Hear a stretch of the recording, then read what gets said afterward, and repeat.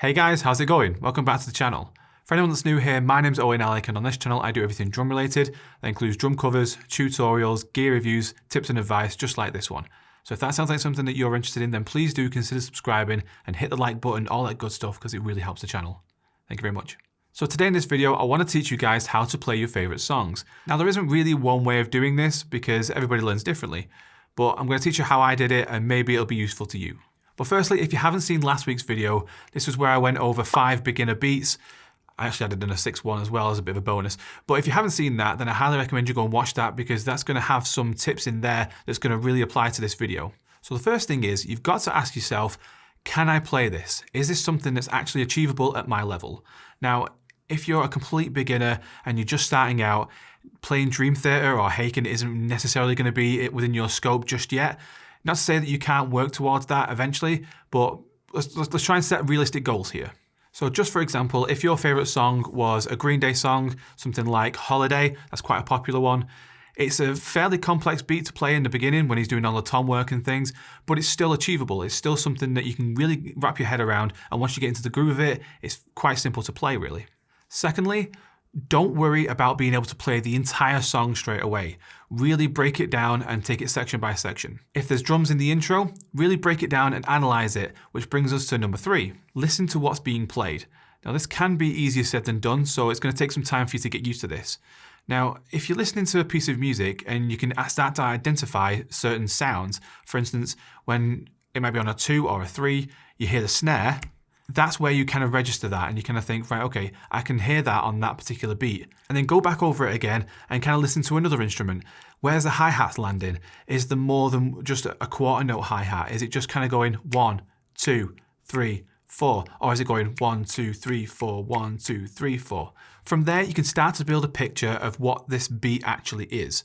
And you can then start to apply that to the kit. If you're unsure about what exactly is being played, like if there's just a few ghost notes or something there that you're struggling to identify, that's absolutely fine. Simplify things first and then always add that stuff in afterwards. Another good way of analyzing things and being able to try and find out what's being played is to either look up the drum tabs or find a drums only version of that song. It might be worth just trying to isolate the drums and then actually hear what's being there without all the rest of the instruments.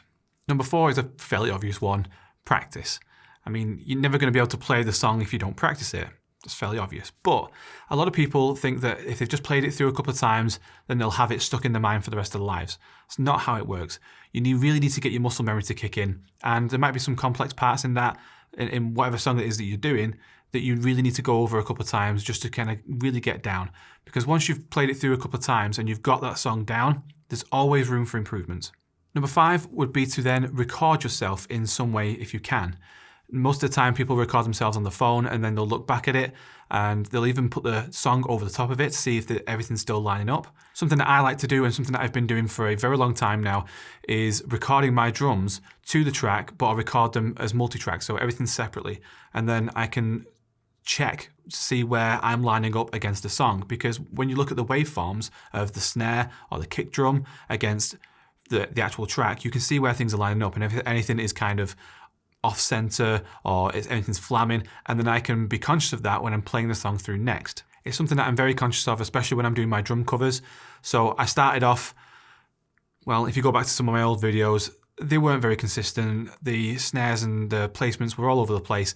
I'm not saying that I'm perfect now, because I'm really not, but it's something that I've been working on for a long time. And I'd like to think I've got at least a little bit better with it. And lastly, one of the biggest things that I would suggest, especially when you're starting out, is to check other people's work. There's absolutely no reason why you can't go onto YouTube and type in whatever song it is that you're trying to do, drum cover, and have a look at what some other people have done. They might have stumbled on something that you hadn't noticed, and then that's something that you can add into yours. There's no copywriting with this type of stuff. You're able to do as much or as little as you want. Conversely, you might look at someone else's thing and go, oh, actually, I'm not quite happy with the way that they've done that. I'm going to do it differently. And you can add your own spin onto these songs. There's absolutely nothing wrong with that. You can be as creative as you like. You have the creative license to do whatever you want with these songs. I hope this video has given you guys some insight on how to play your favorite songs. It's easier than you think, and as long as you keep practicing and keep sticking at it, it gets easier and you'll have so much fun doing it. Let me know what songs you're working on in the comment sections below. Thank you very much for watching, and I will see you in the next video. Bye guys.